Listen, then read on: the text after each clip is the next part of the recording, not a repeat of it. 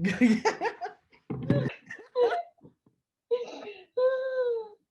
the nth time, we're gonna start this again. Hello everyone. Hi everyone, happy International Women's Day. Happy International Women's Day. I don't celebrate today because I do celebrate today for all the women, the amazing women in the world. I am not one, but my sister is one, and I am her brother, so I know a lot of her personal stories. But a lot of people don't know about what Jennifer's been through, and Jennifer is a person. How awesome she is, and I know she's awesome. She definitely inspired me a lot. So I hope that if Jennifer, talk about her journey from when she was a student uh, until now, she's been through a lot. I think it will inspire some other people as well. So, Jennifer, so I know that there are a few topics you want to talk about. Let's start with when your journey when you were a student in Vietnam, when you were in Vietnam, and then you transitioned as a student in Australia, and then from Australia you came to US, and that's where your journey in US began. So how about we start there? Can you tell us a little bit about your situation then? So yeah, I was born and raised in Vietnam, and at the age of 17, I basically got a scholarship to Australia. So I went to study at University of South Australia, and um, and then I was there. I was in Australia for about over 5 years. I had a degree in human resource management, and my minor was in accounting and finance. And then I moved here in 2012, May of 2012, to San Diego, California. Mm. When I moved here, it was so difficult to find a job. Oh my God. The first job that I did, actually, I was collecting trash Wow. um, at a local supermarket right by my sister's house. They didn't even take me as a cashier. I got a job as like the position is bagger. So basically, I help the cashiers to put the items to the bag, and also at 4:30 a.m. I had to show up and basically clean the whole parking lot, collecting trash in the entire parking lot in front of the supermarket in Point Loma in San Diego. Yeah. Coming from a country like Australia where minimum wage is 20, how much is the time? It was 24 something, and I 20, was, yeah, 24 something. And when was that? it was 2011 or 2012. It was 24 something. And that was before tips, okay? Before tips. So in Australia, not a lot of people like give tips, but the wage, the hourly wage that I made as a sandwich maker was 24 something. And And and when you came to US, the minimum wage then was I think $9 or no, 10. it's not even $9. Is 8? I think so. Yeah, I think so. Yeah, I think it's $8. It was $8. Wow. And US and A in 2021 is still fighting for $15 minimum wage. That's crazy. Okay. And by the way, by the way, the Australian dollar in 2012 was much higher than the American dollar. Wow. Yeah, I had a big time culture shock when I first came over here. Right. So coming from a country where you don't have to worry about healthcare, right? And where you can work and you can have afford a living as a person, coming to US, working at a supermarket collecting trash, and you have a university degree, right? Yes. In human resource management in the one of the most known universities in Australia, coming to Yeah. US, you like basically lost everything, like all your friends, your contacts, starting over in a new country, and losing your health care, losing your benefits, right? That must have been a really hard transition for you. Yeah, it was very tough. Basically, I couldn't get a job. And you know what's funny though? I went to one of the jobs that I applied to. It was like at an insurance firm. And it's funny how I now I'm working in the financial industry and I have like all my insurance license and all of that. But back then, they after 10 minutes they basically told me, sorry girl, you're not suitable for this job because I don't see you as a salesperson. You're too, yeah, I don't see you as a salesperson, so you're not suitable for like this insurance position basically. They um told you that you are not a salesperson. yes. Yes. Okay. But basically I got into big time depression. Yeah, we're getting into big time depression because of this transition. It was really hard for you. Can you tell me more about like how hard it was for you, or like how it was for you? So basically because of the fact that I didn't have a job, right? I didn't have any friends here. I mean, like all my friends, they're either, in Vietnam or in Australia and some other parts of the country except for in in the US. So whenever someone asked me or started talking to me through like Facebook or social media, they always ask like, "Oh, hey, how is American life?" And I was so ashamed to tell my friend, like, hey, I'm not getting any job. I'm just staying home, babysitting. It's like I didn't have the guts to basically talk to any of my friends and tell them about my situation at the time. So basically, I slowly closed myself up and I just shut down all my social media, and at the time, social media was the only form of contact that I have to connect me with my friends, right? Because at the time, I didn't have any friends here. I didn't go to university here, so there was absolutely zero friend over here. So yeah, I got into big time depression, and it's just gotten worse and worse and worse. Um, and yeah, basically it was just at one point I just shut down everything. I had no friend. I didn't even have a car to drive, so I couldn't go out, right? And basically I was just staying and helping my sister babysitting, and so it's tough. Yeah. So as a new person coming to US, when you don't have a driver's license, you don't like it's really hard, and you basically if you don't drive in San Diego, it's like impossible to get around. Like it's awful. The transit there is like non-existent or it doesn't work. I know it because I've done it myself. Mhm. So you got into that and you don't have a support for you. What about your family? Like why were they a support system for you? I would say yes and no, depending on the person's perspective, right? And this is the topic, it's very sensitive topic, and I kind of, it's a very touchy subject, and I want to bring this up because, and I'm sure it's going to open a kind of worm, but in our culture, in especially in the Asian culture, and it's um, it's almost like parents are always right or the elder one are always right, and it's like whatever they do is because they care, it's because they care about us. I understand where they come from now, but I didn't understand back then when I was in a dark place, right? And I was in depression, as I was suffering through depression, and all I saw was not how they care about me, but it was how they care about themselves, if that makes sense. Yeah. So, in another way, now when I look at the situation back then in different angles, I see that yes, they maybe they try to support me, but in a wrong way, in a wrong direction. It's because of the way that maybe the different the previous generation was raised, and they were trying to apply the same thing to me, and it just didn't work.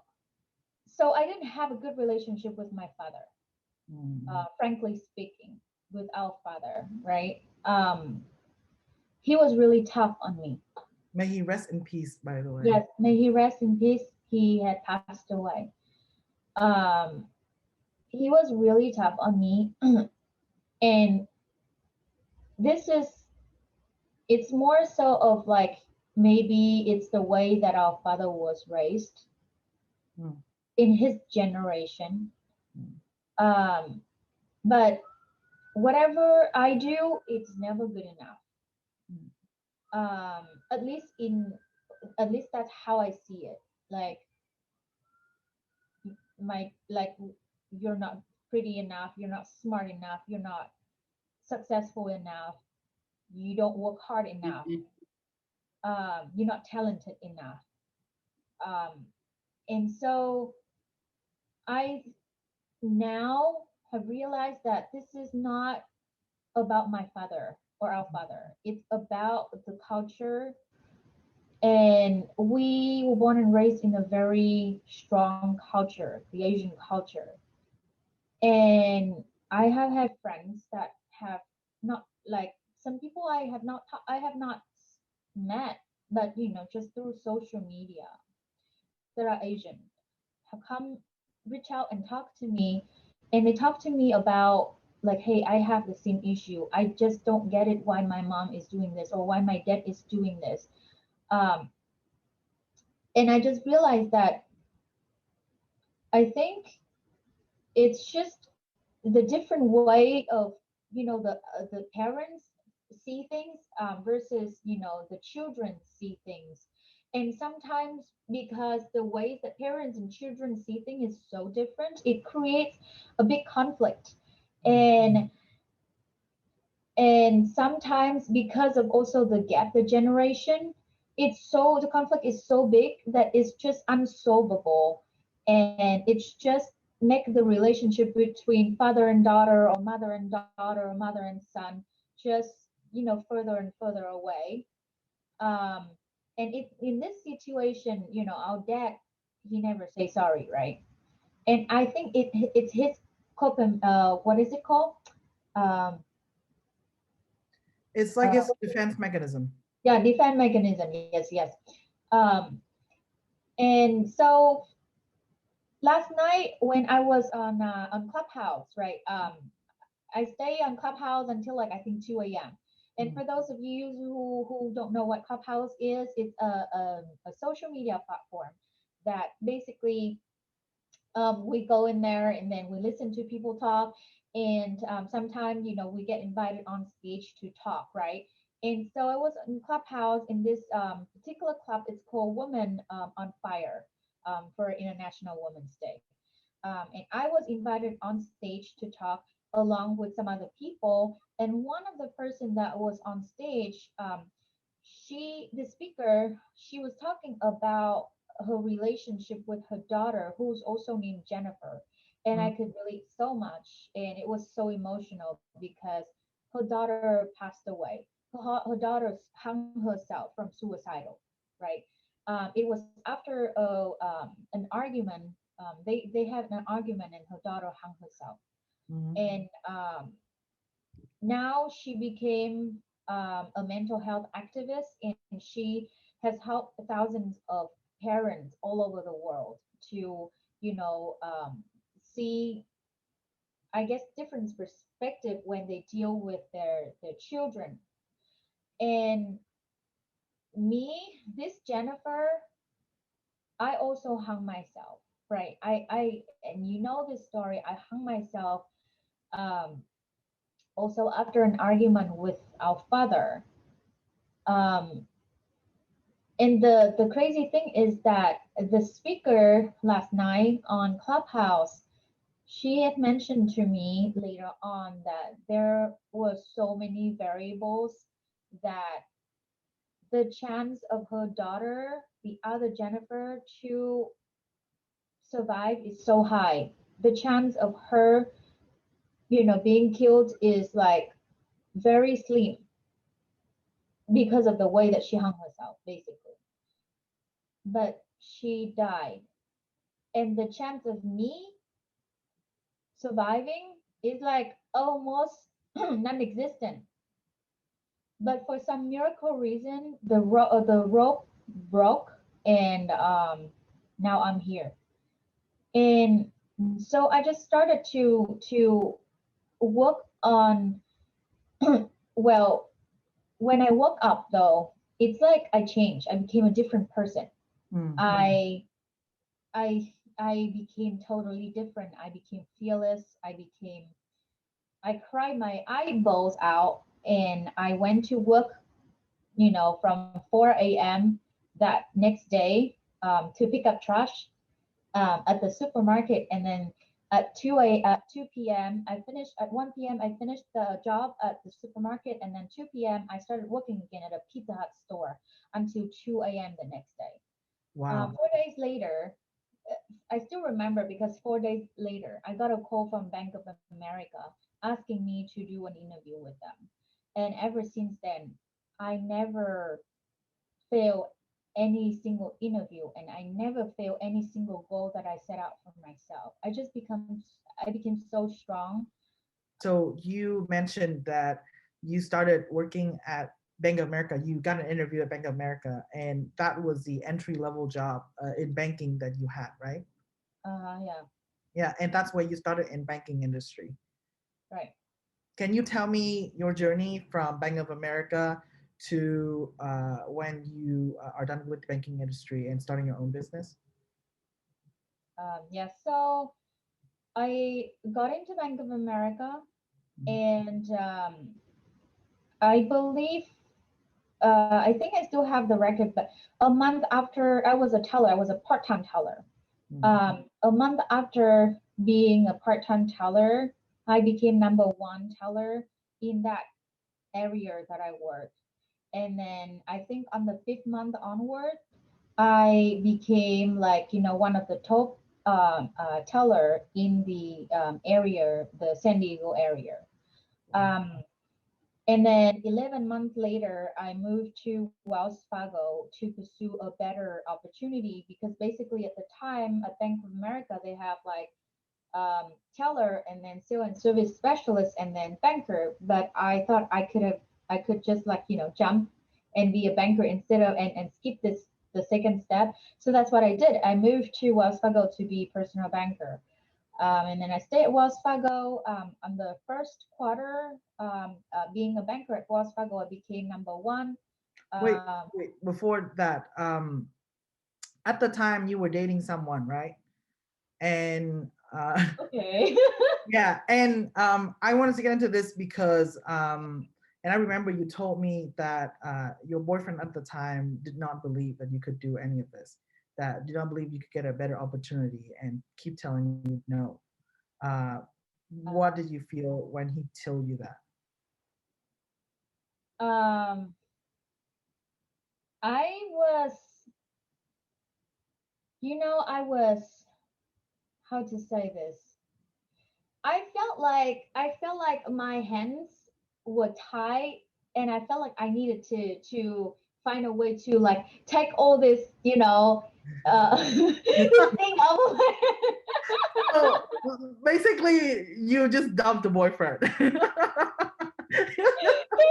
in short, in short, okay, I got it. The string tie. From now on, I would do that when I'm saying goodbye to someone else. Um, but yeah. Anyway, so what I I was mean, trying, yeah, yeah. So, and then at the end of the Wells Fargo term, I still remember, I became one of the top, I would say, the top two, I believe, best banker in California, and I was the number one banker in Southern California.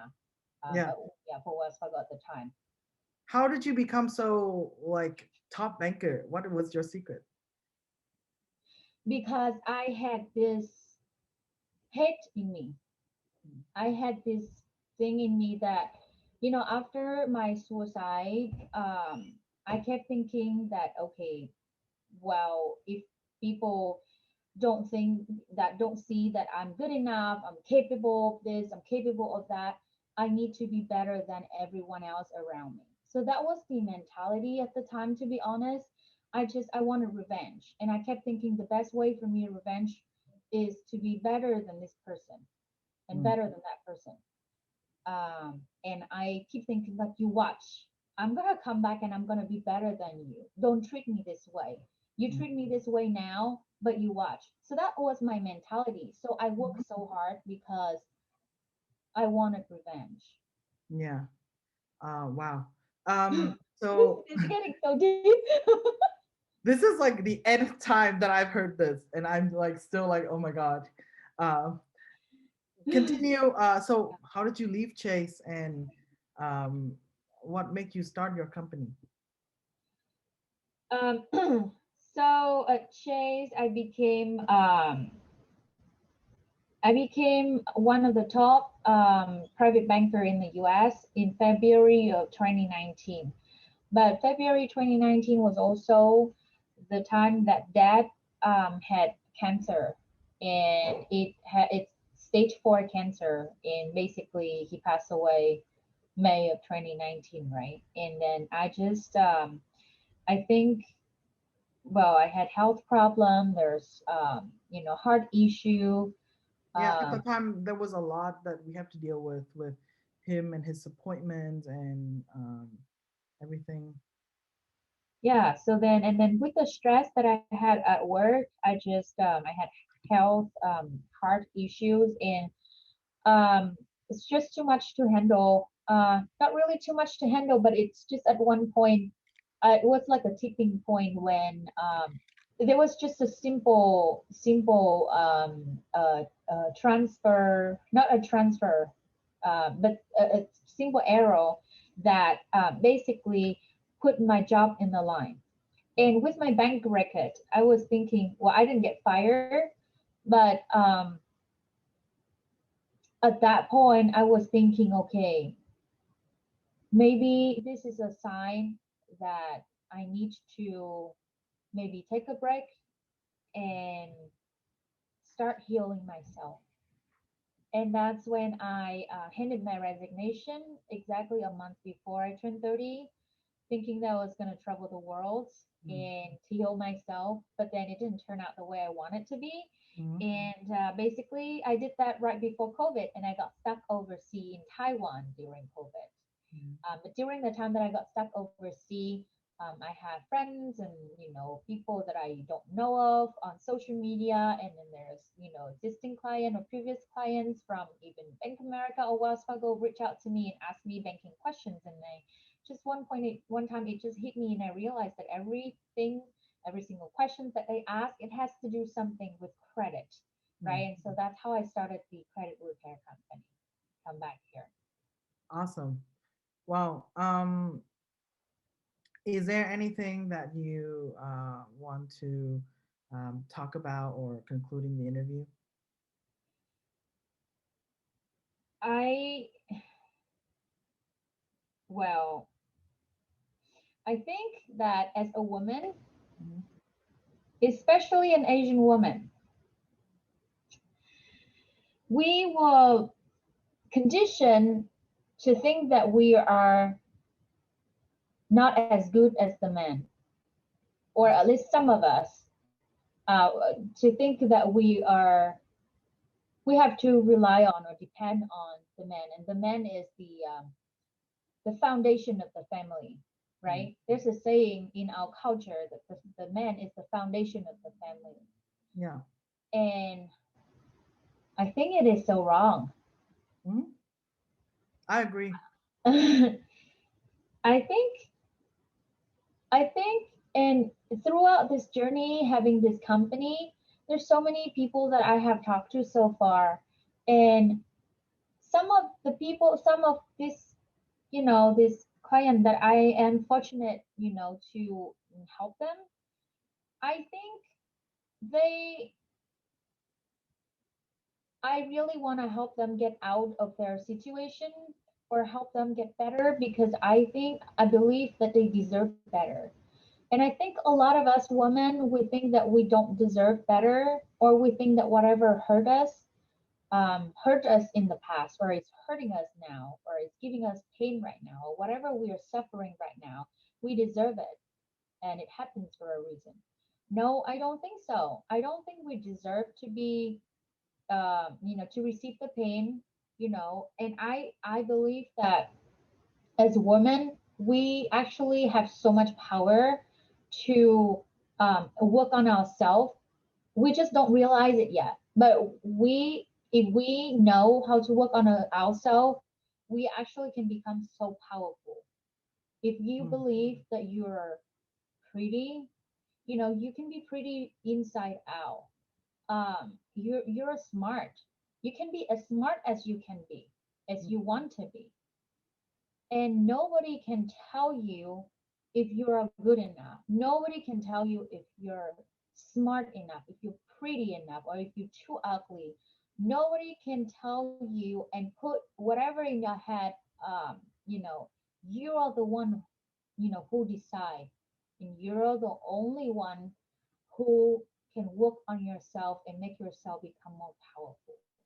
So in line of the International Women's Day, I just really want to let you guys know that as women, we have so much power, and we really, really need to utilize it and learn how to use our power and work on our power. If you have pain, there are a lot of us out there that have the pain or had the pain, or working on healing the pain. You're not alone. Mm. So I think we're living in a different generation, different era, different society now, that we don't have to hide our pain. By just being vulnerable and talking about it actually help us heal the pain and make us stronger. And as women, we can help each other make each other stronger. Wow, really powerful. Thank you, Jen. Happy International Women's Day.